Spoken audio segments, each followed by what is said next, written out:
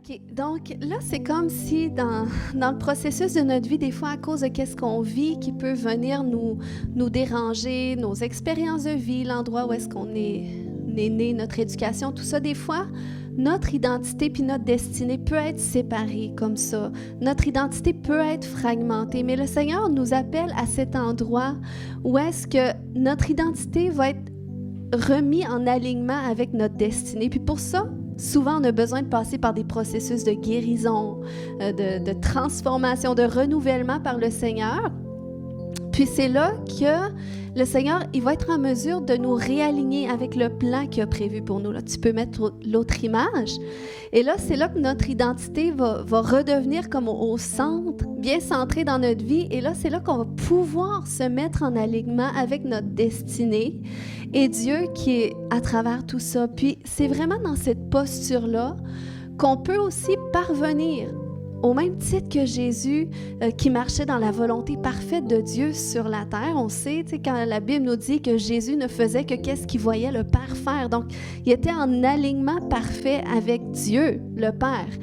Et c'est pour ça qu'il parvenait à discerner la volonté parfaite de Dieu dans toutes circonstances. Donc, le Seigneur nous appelle comme ça à cet endroit, puis vous verrez probablement plus que vous parvenez à cet endroit, que vous grandissez dans votre relation avec le Seigneur, mais plus que vous parvenez à discerner la volonté de Dieu pour votre vie. Puis, après ça, on découvre que la volonté de Dieu, on parvient à la discerner aussi dans la mesure qu'on apprend à obéir à sa volonté. Parce que le Seigneur, c'est comme, il nous donne le choix. Il nous présente tout le temps deux chemins devant nous, mais il nous laisse le libre choix de choisir. Est-ce que je vais faire qu'est-ce que Dieu me demande ou je vais faire qu'est-ce que moi, ça me tente, mais qui n'est pas nécessairement la volonté de Dieu. Mais plus qu'on apprend à développer l'obéissance, donc tu peux mettre l'autre image, eh bien, là, qu'est-ce que ça fait? C'est que là, on est dans un alignement parfait avec Dieu parce qu'on apprend à vivre avec lui. On est positionné, on est aligné avec le Seigneur, on apprend, on discerne sa volonté, puis on apprend à lui obéir. Puis qu'est-ce que ça fait? L'autre image, c'est que ça nous donne cette capacité de marcher dans son autorité sur la terre. Parce que c'est ce que le Seigneur veut. Il veut pas que l'homme soit soumis à tous les vents qui se vit dans le monde, à toutes les crises, à toutes les difficultés, puis que tout le temps, on sait, la vie, c'est difficile. On vit des choses à tous les jours.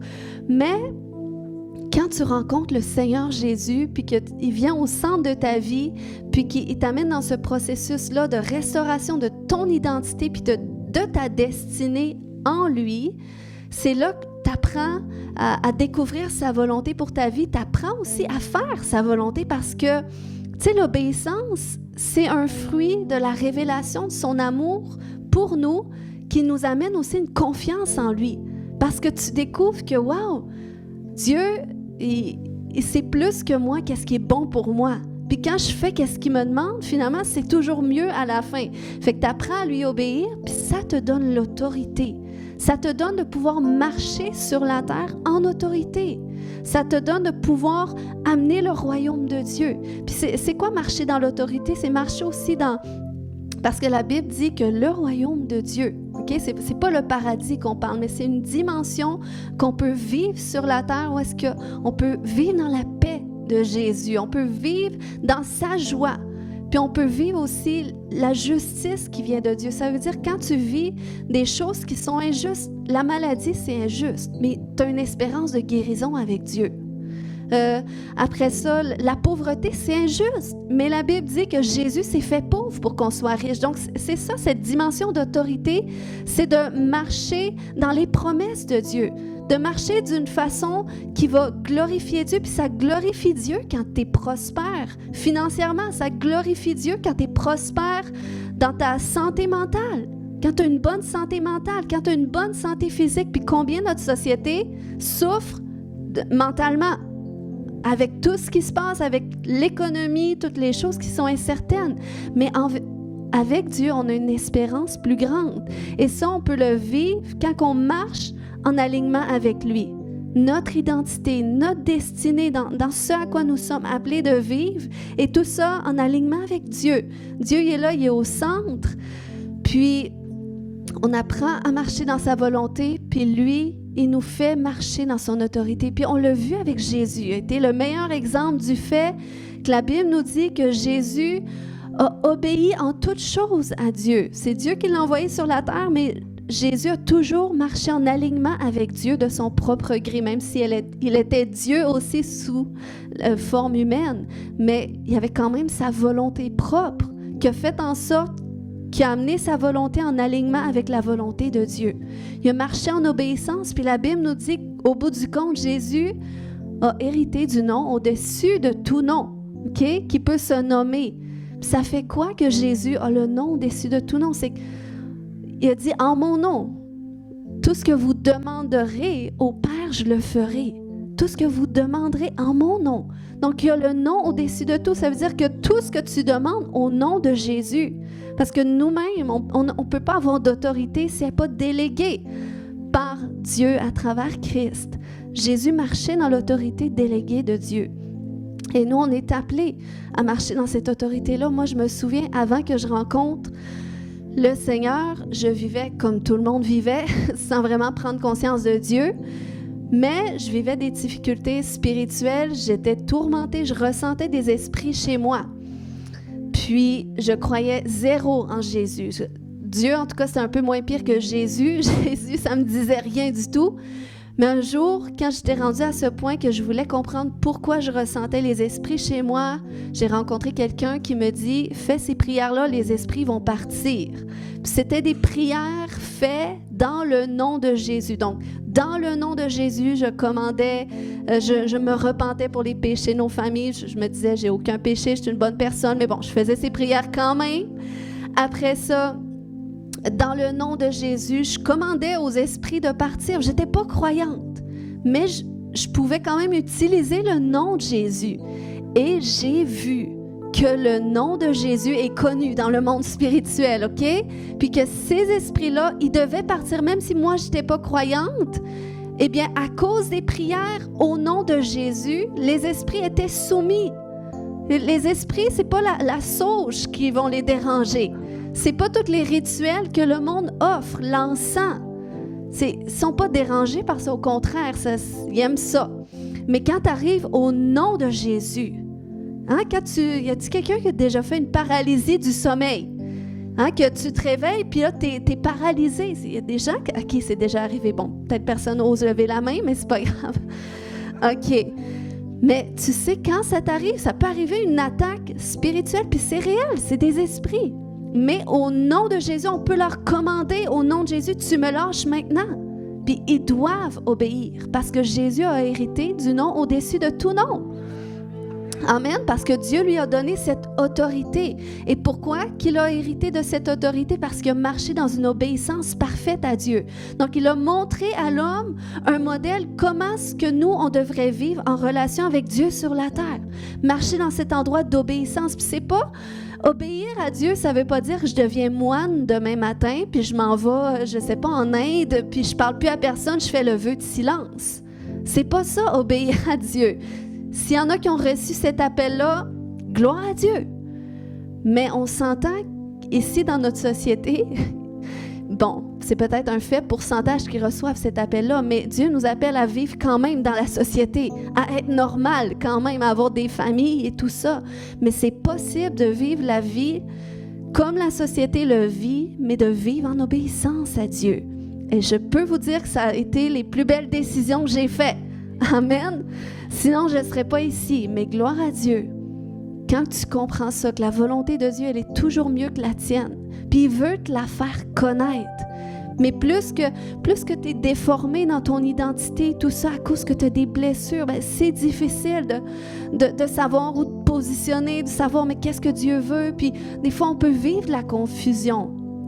Mais c'est pour ça que j'ai amené les enseignements des dernières semaines. Tu peux retourner écouter si ça peut t'aider. Amen.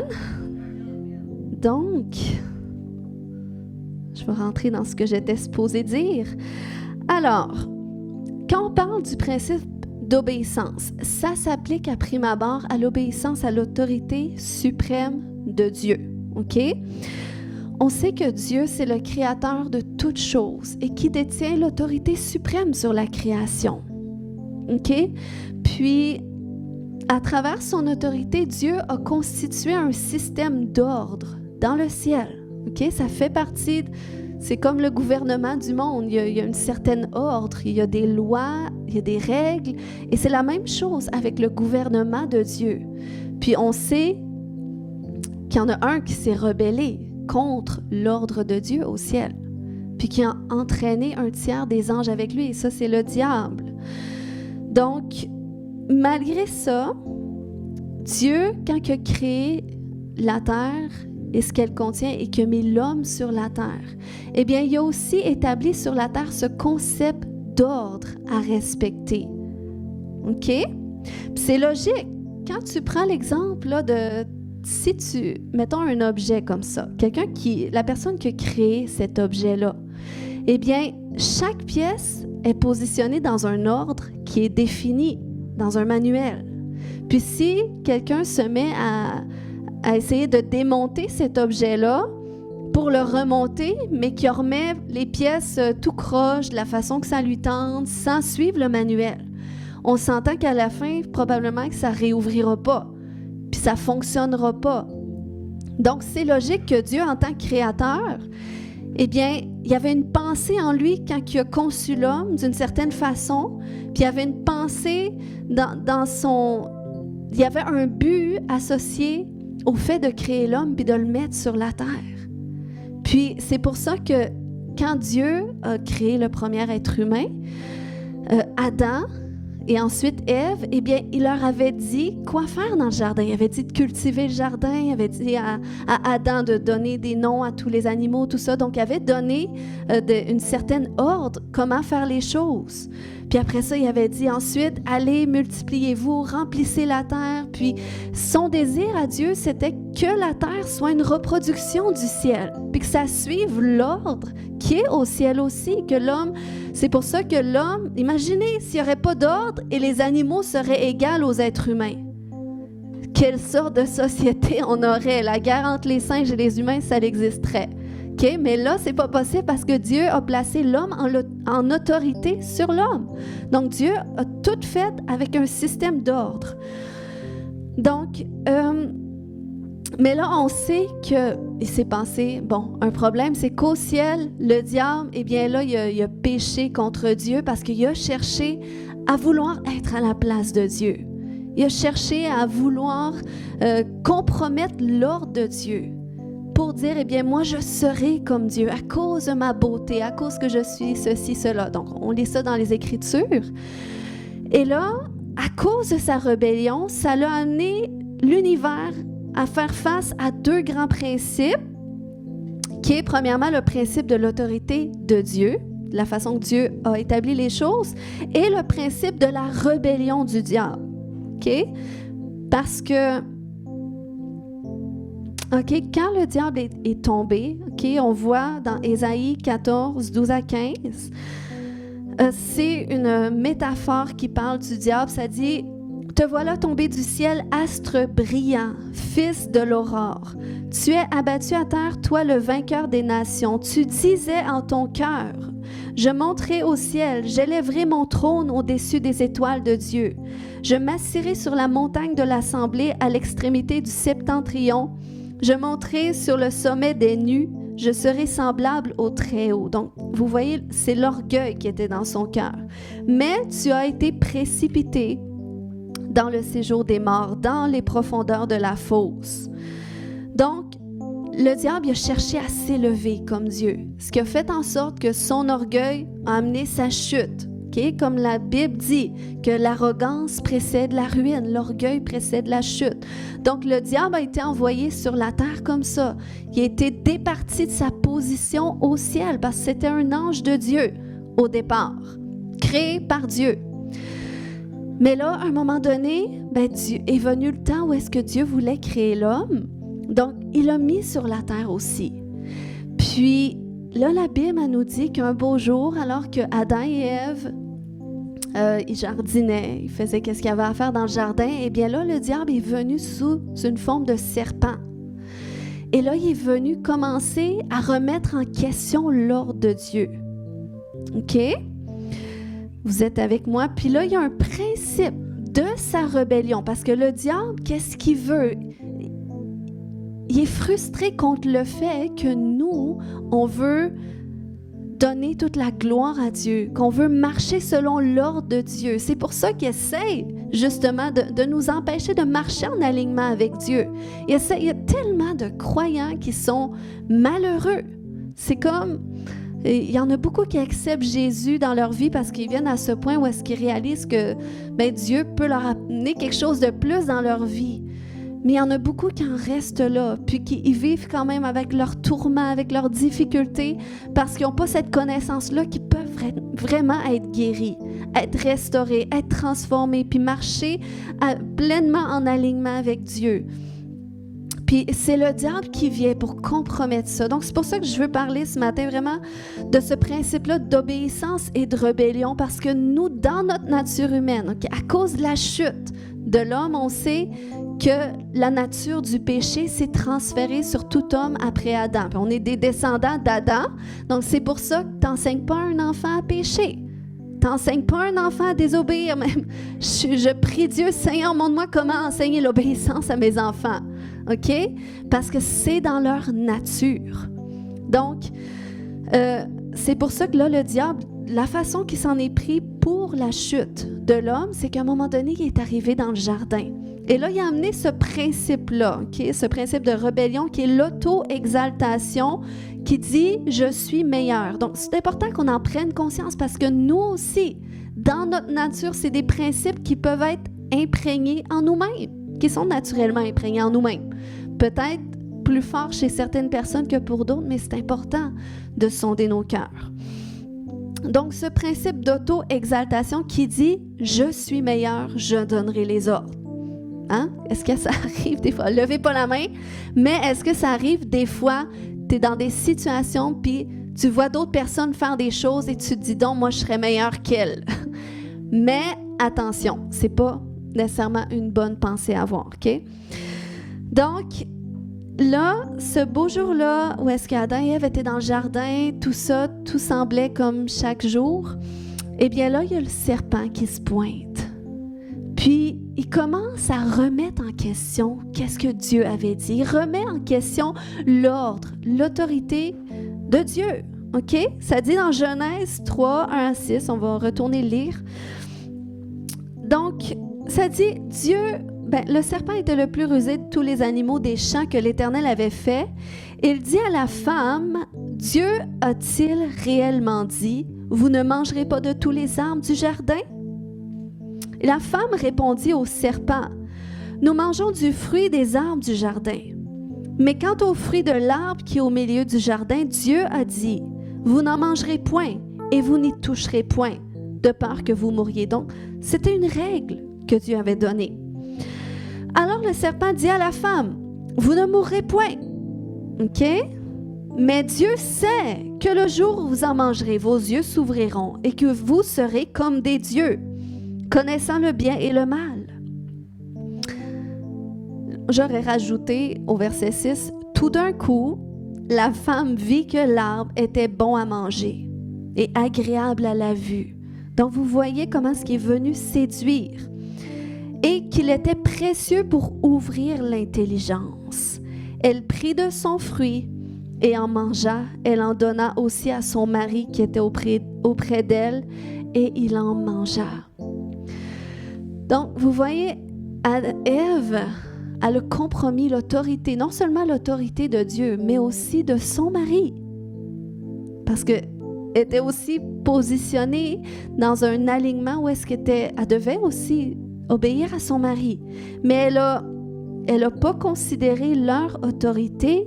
Et après ça, c'est là que sa vision du fruit a changé à cause de la désobéissance. OK? C'est une forme de rébellion. Elle a ouvert la porte à la rébellion.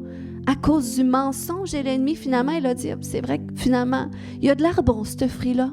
Je vais écouter. Puis elle en a donné à son mari. Et quand on décide de faire qu'est-ce qu'on veut, en dépit de la volonté de Dieu. Ça l'égale de la rébellion. OK?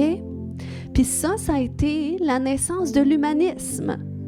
Ce principe-là qui évoque l'aspect que l'homme est comme Dieu, que l'homme est en supériorité sur tout. Et j'ai été à cet endroit-là aussi, de croire que j'étais mon Dieu. Mais malheureusement, en tant que mon Dieu, je ne suis jamais parvenue à me délivrer de mes péchés ni de mes tourments. OK? Merci Seigneur qui m'a montré que c'était lui qui était Dieu. Donc, c'est là qu'à travers ça, on voit l'institution d'un autre principe qui est la volonté propre, qui dit « je suis meilleur, je sais ce qui est le mieux pour moi ». Okay? Il faut comprendre que l'obéissance, ça commence par la volonté de Dieu, tandis que la rébellion, ça commence par notre volonté propre. Ici, je vais vous lire un livre l'extrait d'un livre de Watchman Nee, Autorité spirituelle, qui dit « La chute de l'homme est due à la désobéissance à l'autorité de Dieu. Se rebeller contre l'autorité représentée de Dieu, c'est se rebeller contre Dieu lui-même. Ève était non seulement sous l'autorité de Dieu, mais selon l'ordre de Dieu, également sous l'autorité d'Adam. Elle avait une double autorité à obéir. Les actions d'Ève n'étaient pas régies par l'obéissance, mais par sa propre volonté. Elle n'était pas soumise à l'ordre de Dieu et n'obéissait pas non plus à l'autorité de Dieu. Au lieu de cela, elle a pris sa propre décision. Toute action qui manque d'obéissance est une chute. Tout acte de désobéissance est une rébellion. Depuis la chute d'Adam, le désordre règne dans l'univers. Chacun pense être capable de distinguer le bien du mal et de juger ce qui est bien ou mal. Il semble savoir mieux que Dieu. Et ça, c'est la folie de la chute. Nous devons être délivrés d'une telle tromperie qui est de la rébellion. OK? Ça a l'air assez intense que ce que je vous partage ce matin, mais c'est quand même une réalité. Peut-être c'est pas comme ça qu'on le vit aujourd'hui, mais ça l'expose quand même des forteresses qui peuvent être dans notre cœur par rapport à Dieu et par rapport aux autorités aussi que Dieu place sur notre vie, parce que Dieu, il y a un ordre. Vous allez voir un petit peu plus loin. On voit une histoire dans la Bible où est-ce que on voit en opération la conséquence d'une volonté propre qui a été exercée en dehors de celle de Dieu. Donc, c'est l'histoire de Nadab, dites avec moi Nadab, et Abihu. OK? Un jour, ils ont décidé de faire un service dans la tente de la rencontre, ce lieu là où est-ce que le sacrificateur devait faire un service devant le Seigneur. Donc, il y avait un moment glorieux qui s'est passé dans Lévitique 9, 23, 24. Ça dit que Moïse et Aaron entrèrent dans la tente de la rencontre, puis ils ressortirent et bénirent le peuple. Alors la gloire de l'Éternel apparut à tout le peuple. Une flamme jaillit devant l'Éternel et consuma l'holocauste et les graisses sur l'autel, qui était comme une offrande à Dieu. À cette vue, tout le peuple poussa des cris de joie et se jeta face contre terre. Donc, c'était vraiment un moment glorieux où est-ce qu'ils ont offert une offrande à Dieu comme ça, à travers un animal. C'est plus ça qu'on fait aujourd'hui. Mais c'était quand même une offrande à cette époque-là. Et là, le feu a consumé de lui-même l'holocauste. Et là, la gloire de Dieu est descendue. Donc, tout le peuple était dans la joie. C'était vraiment un moment glorieux. Puis là, il faut comprendre que c'était Aaron, le sacrificateur. C'était l'homme qui était mandaté pour faire ce service devant le Seigneur. Mais les fils d'Aaron ont jugé bon de reproduire qu'est-ce que leur père a fait. Ils ont dit, écoute, si papa l'a fait, nous aussi, on veut voir la gloire de Dieu comme ça. Donc là, on lit dans Lévitique 10, 1 et 2 que les fils d'Aaron, Nadab et Abihu, prirent chacun leur encensoir, qui était comme un pot avec de l'encens, et ils y mirent du feu et placèrent de l'encens dessus et présentèrent devant l'Éternel un feu étranger, ce qui ne leur avait pas été commandé. Et le feu sortit de devant l'Éternel et les dévora, et ils moururent devant l'Éternel. OK, c'est assez tragique, mais ça nous montre un exemple que le fait qu'ils ont pris cette initiative-là, en dehors d'Aaron, qui était celui qui était délégué par Dieu pour faire le service, eh bien, c'était contre l'ordre de Dieu qu'ils ont agi, Nadab et Abihu. Donc, c'est pour ça que qu'est-ce qu'ils ont présenté, vu que ce n'était pas ordonné par Dieu, puis c'était fait en dehors de l'ordre établi par Dieu, eh bien, ça a été vu devant Dieu comme un feu étranger. Donc, c'est pour ça que ce feu-là, il est venu, puis il les a consumés aussi. Parce que Dieu est sérieux dans la façon qu'il ordonne les choses. Puis, dites-vous qu'aux yeux des autres, de voir les fils comme ça qui arrivent avec leur encensoir prêts à mettre le feu, tout ça, ça semblait la même chose qu'Aaron faisait. Donc, ça semblait bien. Mais c'était fait en dehors de l'ordre de Dieu. Donc, peut-être qu'aujourd'hui, les choses ne se passeraient pas comme ça, ou est-ce qu'il n'y aurait pas quelqu'un qui serait consumé sur place. Mais spirituellement, ça a un impact. Parce que Dieu, sur la terre, il travaille avec l'homme, puis il délègue son autorité à des hommes et à des femmes pour accomplir ses plans. Puis même au sein de la société, Dieu peut établir des gouvernements, des gens d'autorité. C'est pour ça qu'il dit même d'être en soumission aux autorités, de les respecter, leur donner l'honneur qui est dû, le respect qui est dû parce qu'ils sont en position d'autorité. Donc, Dieu délègue son autorité même pour son service. Mais si on ne respecte pas l'ordre que Dieu établit, eh bien, non seulement on peut pécher envers les personnes, mais le pire, c'est que c'est envers Dieu qu'on pêche. Donc, c'est là de l'importance de ne pas être... de sonder nos cœurs à savoir qu'est-ce que je veux entreprendre. Est-ce que c'est vraiment Dieu qui me le demande ou c'est moi? Parce que est-ce qu'on veut amener un feu étranger? On peut être zélé pour Dieu, vouloir faire plein de choses. Mais est-ce que c'est Dieu qui est derrière? Puis ça nous amène simplement une conscience, une plus grande conscience de vouloir demander à Dieu c'est quoi qu'il veut, son conseil, sa sagesse dans nos circonstances. Puis on n'est pas parfait. Puis on peut se tromper, mais le fait que déjà, si tu oses demander à Dieu, puis apprendre à être attentif à sa voix, Dieu honore ça, OK? Il voit nos cœurs, même si on est imparfait, il voit nos cœurs, OK? On sait que le roi Saül, son péché, il marchait dans la désobéissance à Dieu.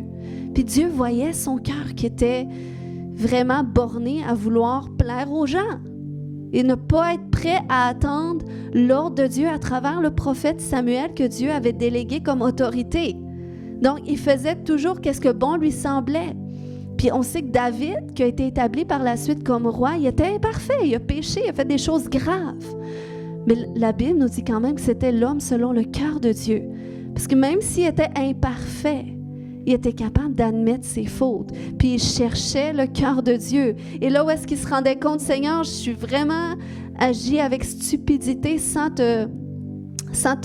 aller vers toi pour savoir qu'est-ce que tu voulais. Eh bien, il se repentait. Puis c'est ça, être selon le cœur de Dieu. Amen? OK. Donc, c'est important de réaliser, OK, que Dieu établit un ordre sur la terre. Puis là, je vais rentrer un petit peu dans ça. On sait que, peut-être vous ne savez pas, mais Dieu, OK, lorsque Jésus est venu sur la terre, il est venu manifester que le royaume de Dieu était là, qu'il était accessible. Et que, comment est-ce qu'il l'a manifesté? C'est à travers les miracles que les gens vivaient. C'est impossible de vivre des miracles humainement. OK? Il n'y a que Dieu qui peut guérir, délivrer une personne, restaurer sans traitement humain, OK? C'est des miracles que Dieu fait. Donc, Jésus est venu établir le royaume de Dieu à travers cette obéissance-là qu'il a exprimée. Puis, après ça, Jésus a mandaté l'Église, OK? Pour aller continuer de faire qu'est-ce que Jésus est venu faire sur la terre. OK? Son Église, on ne parle pas d'un bâtiment. OK? On parle de personnes. Parce que l'Église, c'est un corps de personnes. Donc, c'est pour ça que le royaume de Dieu sur la terre est administré par l'Église, par ceux qui forment ce corps de croyants. OK? Si on voit ça dans Éphésiens 1, 22, 23, qui dit que Dieu, ça dit il, en parlant de Dieu, il a tout mis sous ses pieds, sous les pieds de Jésus, Et il l'a donné pour chef suprême à l'Église, qui est son corps, la plénitude de celui qui remplit tout en tous. OK? Donc, l'Église, c'est le corps de Jésus sur la terre. Donc, quand on est en alignement avec lui, que lui est à la tête, c'est là qu'on peut continuer de faire qu'est-ce que lui, il a fait lorsqu'il était sur la terre. Puis son Église, elle est composée de personnes, puis c'est pour ça que Dieu délègue son autorité aux hommes. Donc, Dieu a besoin des hommes et des femmes pour accomplir sa volonté. Puis de la façon que ça fonctionne dans le royaume de Dieu, c'est que c'est Dieu qui appelle. C'est Dieu qui positionne, c'est Dieu qui choisit, c'est Dieu qui établit. Dieu fait les choses à sa façon sur la terre, par rapport à son royaume. Donc, c'est pas qui veut être appelé qui est appelé, mais c'est vraiment celui qui veut être choisi pour un service quelconque. C'est Dieu qui le choisit, puis c'est Dieu qui le positionne en son temps.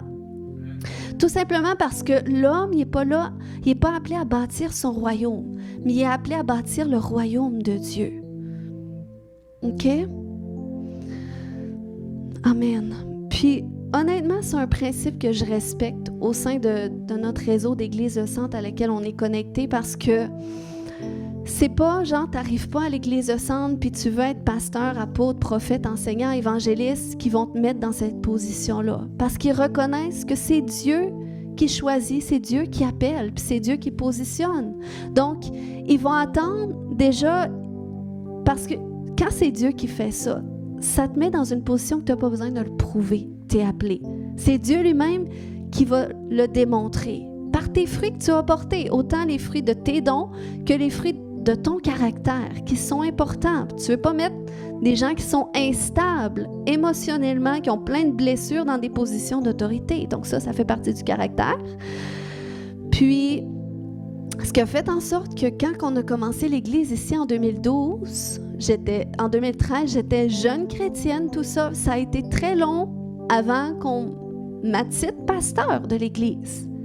Pourquoi? Parce que c'était correct, c'était pas le temps de Dieu. Donc, j'ai été responsable du campus pendant 6 ans. 5 ans, sans avoir de reconnaissance ministérielle. Puis c'est correct. Parce que quand tu réalises que t'es pas... Le but de servir Dieu, c'est pas avoir un titre quelconque, mais c'est de faire ce qu'il nous demande de faire. Puis ça a pris le temps qu'eux vraiment reconnaissent l'appel. De dire, OK, on sent vraiment que Dieu t'appelle à être pasteur. Donc oui, moi je le savais dans mon cœur à travers les années. Je savais que c'était mon appel, mais j'ai pas eu besoin de me promouvoir. Parce que ces fruits-là, je les ai portés par la grâce de Dieu. OK? Donc, ça, c'est important. Puis c'est vraiment un exemple de comment est-ce que Dieu fonctionne à travers son royaume. C'est que les choses sont ordonnées. Donc, c'est pour ça que c'est même important, tu sais, quand tu deviens chrétien, de joindre une église où est-ce qu'il va y avoir un pasteur qui va être en place. Parce qu'il y a beaucoup de gens que, justement, à cause de leur mauvaise expérience avec les autorités, ils préfèrent ne pas joindre d'église, tout ça.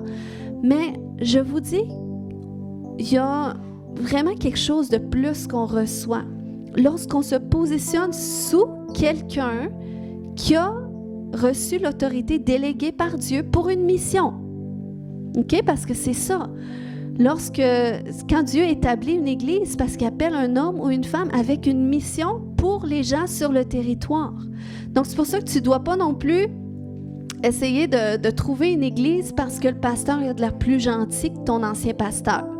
Parce que probablement que tu ne resteras pas là. OK? Parce que tu vas te rendre compte, finalement, le pasteur n'est pas plus gentil. Il ne m'a pas souri, il ne m'a pas salué quand j'aurais aimé qu'il le fasse. Donc, je vais aller voir s'il y a un pasteur plus gentil ailleurs.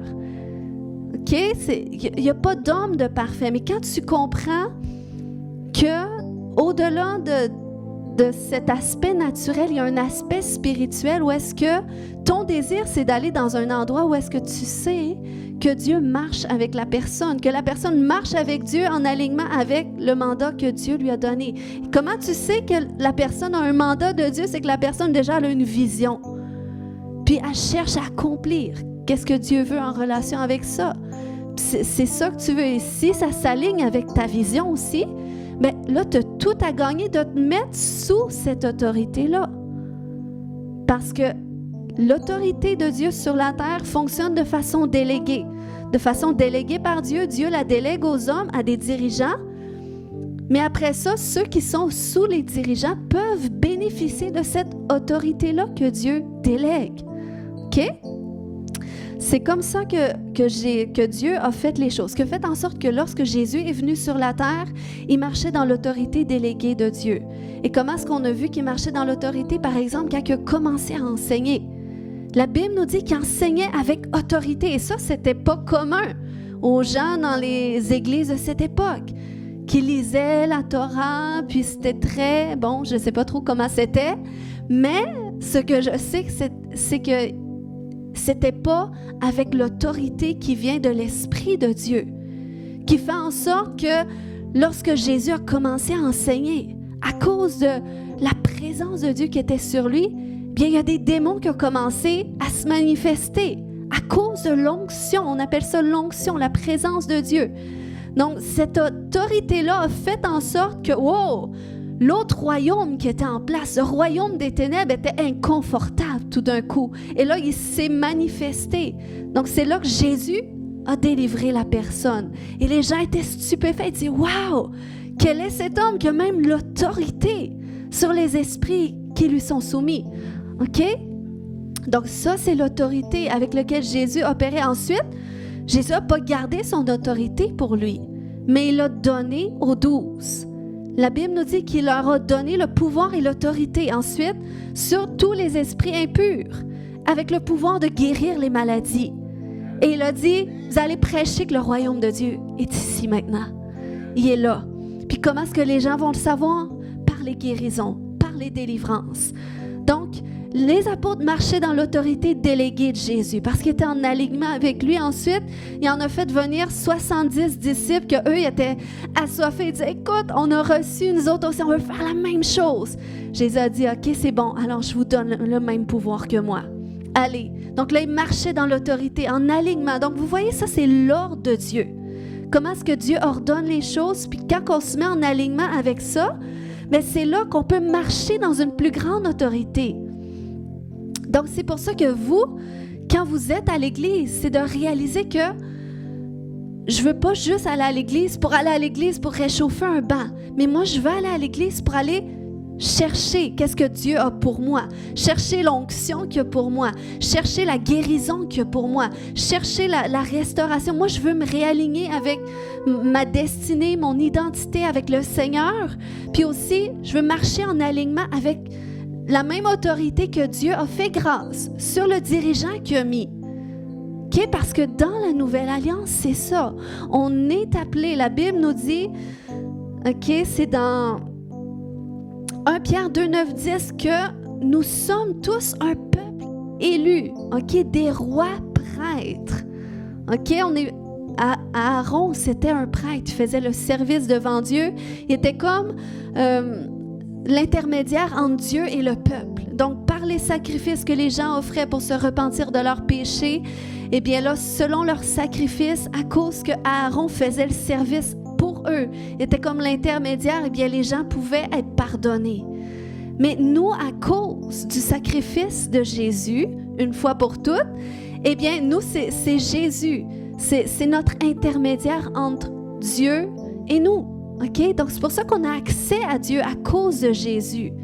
Puis, Dieu, il dit, en plus d'avoir cet accès, ben, je fais de vous aussi des rois de mon royaume, des gens qui sont là pour représenter mon royaume et faire aussi gouverner mon royaume, faire régner mon royaume, répandre mon royaume, puis inviter d'autres aussi à faire la même chose. OK? Veut qu'on marche dans cette autorité-là, qu'on la délègue autour de nous, puis que c'est ça la différence. Est-ce que vous saisissez qu'est-ce que j'essaie de dire ce matin? Amen. Donc, on doit réaliser, puis je vais arrêter là ce matin parce que je sens que c'est suffisant, mais on doit réaliser cette puissance-là, que c'est pas Dieu veut pas qu'on lui obéisse, qu'on devienne des esclaves puis de vie super bizarre retirés de la société.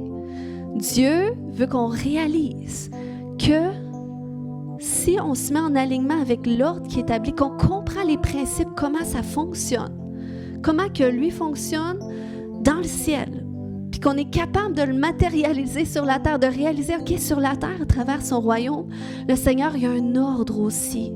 Puis je ne veux pas marcher dans les principes du diable d'auto-exaltation, que je me crois meilleur que tout le monde, que j'ai besoin de personne. Ces principes-là ou ces principes que moi, je me fais assez confiance. Si moi, j'ai décidé de ne pas faire ça ou de faire ça parce que ça me tente, c'est correct. Mais non, il faut aller plus loin que ça, de réaliser qu'on a besoin de se confier en Dieu. On a besoin de chercher le conseil de Dieu. Puis il veut nous diriger. Il veut nous conduire. Je me souviens dans mes premiers temps avec le Seigneur, de la façon qu'il se révélait beaucoup à moi, c'était en rêve. Puis j'écrivais tous mes rêves. Puis ça m'a aidé à apprendre à vivre en me laissant conduire par Dieu. Parce que c'est pas facile. Tu pries un Dieu qui est invisible, puis sa voix est tellement douce, tu l'entends à travers tes pensées. OK? Puis ça, tu le découvres plus que tu développes une relation avec lui parce que tu réalises que t'as peu. Cette pensée-là vient pas de moi, jamais j'aurais pensé à ça. Mais ça fait donc du sens, puis ça me fait du bien. Merci, mon Dieu, de mettre ça dans ma pensée. Merci de me parler. Donc, le Seigneur, il veut nous conduire comme ça. Amen. Puis, ce matin, ce que je veux vous retirer, c'est de réaliser aussi que oui, à travers son royaume, Dieu établit un ordre, mais il établit des dirigeants. Puis quand on veut se placer aussi sous les autorités que Dieu établit, eh bien, on bénéficie de la grâce qui vient avec. OK? Comme je vais juste rentrer, mais pas trop loin. On se souvient de Moïse, OK? Quand Dieu a appelé Moïse, c'était pas Moïse qui s'était appelé. Moïse, il était, je pense, ça faisait 40 ans il avait fait sa vie, tout ça, il s'était éloigné de l'Égypte. Puis, tu sais, il n'a pas cherché à être dans la position qu'il était. Mais Dieu, un jour, il l'a appelé. Il a dit, voici, je t'appelle à faire ceci, cela. Puis il a essayé de trouver des raisons, je parle pas bien, je peux pas.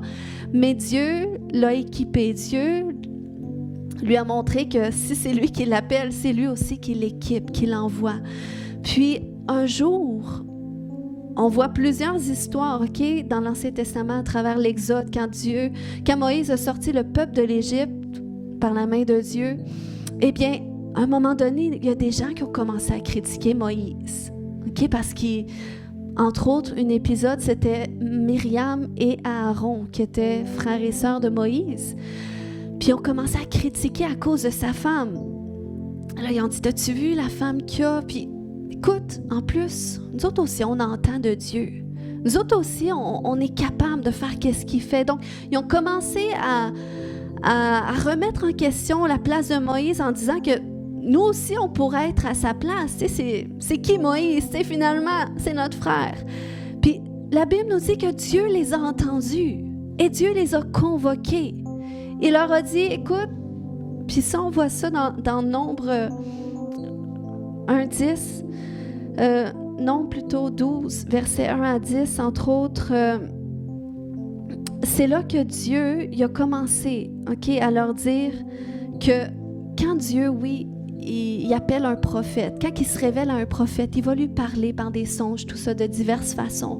Mais avec Moïse, c'était différent. Il y avait une relation particulière avec Moïse. Et Dieu les a repris finalement à cause de leur comportement qui était critique, leur comportement de jugement envers Moïse. Pourquoi Dieu les a repris de cette façon puis que Myriam a fini avec la lèpre pendant une semaine parce que Dieu a fait grâce? Eh bien, c'est parce que le fait qu'ils ont remis en question l'autorité de Moïse, eh bien, c'est contre l'ordre de Dieu qu'ils ont péché. Ils ont cherché justement à remettre en question l'ordre que Dieu avait établi. Ils ont regardé avec leurs yeux naturels plutôt que de voir spirituellement que c'est Dieu qui l'a appelé. Donc, si on marche en alignement avec, oui, on peut aussi être prophétique, on peut entendre de Dieu. Mais le fait de réaliser que Dieu est avec lui, bien, ça va nous bénir. Ça va nous permettre, nous aussi, de pouvoir marcher en alignement avec l'ordre de Dieu, puis être bénis de ça. OK? Donc, j'arrête là ce matin. Est-ce qu'on peut se lever ensemble? On va prier. Amen.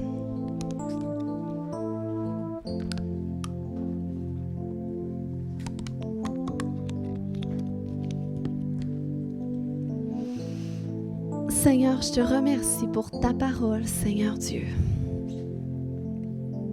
Je te remercie pour ta parole qui est la vérité, Seigneur. Et tu veux nous parler au moyen de ta parole, Seigneur Dieu. Tu veux nous enseigner tes principes. Tu veux nous montrer comment tu fonctionnes pour qu'on puisse marcher en alignement avec toi. Puis qu'on puisse être bénis de ça. Puis que nos familles en soient bénies, nos enfants, nos petits-enfants, Seigneur, parce que tu nous appelles à cet endroit de multiplication, à cet endroit, Seigneur, où est-ce qu'on laisse un héritage qui est plus grand qu'un héritage seulement humain, Seigneur Dieu, qui est seulement, Seigneur,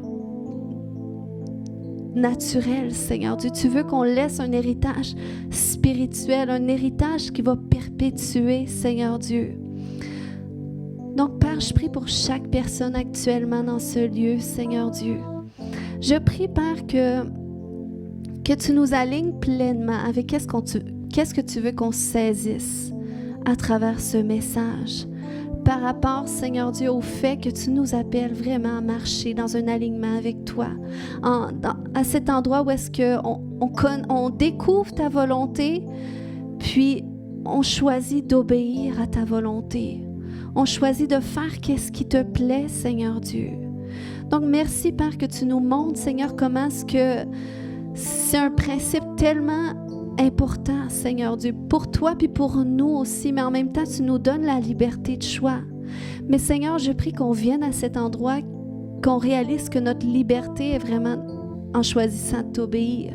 Parce que toi, tu es la liberté, tu es la guérison, tu es la restauration. Donc, Seigneur, c'est avec toi qu'on veut marcher, selon ta volonté.